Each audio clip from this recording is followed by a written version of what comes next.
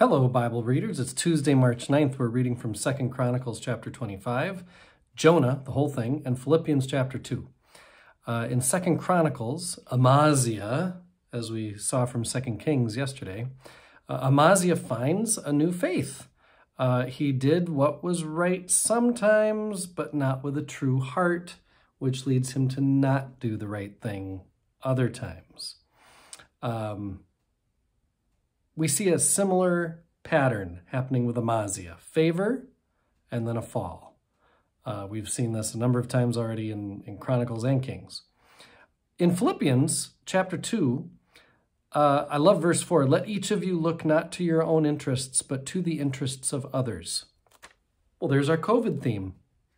Got it. Boom. As people come to worship, if any of us are tempted to take our masks off or handshake or hug or whatever it is, we'll just say Philippians 2:4. I wish Philippians came off the tongue a little faster, but it's all right. Verses 5 to 11, you've got the oldest Christian hymn. There it is. Paul is giving us a little insight into something that early Christians, they didn't have the Apostles' Creed. They didn't have a Bible to read from. I mean, they had Scripture, and they were using their Hebrew Bibles, but they hadn't compiled all this stuff yet. And so, what did they use for worship? Well, other than the Psalms, this was probably an early Christian hymn. A lot of Christological theology has been taken from this hymn. What does Christ dead and risen mean? That's Christology. Verses 12 to 18 is about our response to God's Christ. So if that hymn kind of lays out who we think Jesus is and what Jesus meant, then Paul lays out, so, therefore, there it is. We saw this in 1 Corinthians 2. There's a therefore after a big argument. Work out your own salvation with fear and trembling, with humility and integrity. Maybe would be better than fear and trembling, but that's what he's saying. And then verses 19 to 30, he gets into the future plans that I talked about yesterday, that Timothy and Epaphroditus are on their way. He's commending them. These are good guys. They're going to be helpful, all that kind of thing. I want to get to Jonah, though. Jonah, 48 verses, one of, a beloved story in Scripture, but lots of questions, right? Who wrote it? Under what circumstances? When? Where? Why? Of course, we don't know who. We don't know when. We don't know where. We try to get at the why. We're going to stick with what does this mean as Bible readers. And sometimes to get at what does this mean, we have to answer some of the other questions. Who wrote it? Under what circumstances? When? Where? All that kind of stuff. But since we know so little, really the only way we can get at what does this mean, at least the way I was taught, and I still feel this way, the only way we can really get at it, since we can't get at it through author or place or circumstance, is what is the genre? What type of literature is this that the author's using to make the points, the theological points that he's making? So scholars disagree about what genre is being used.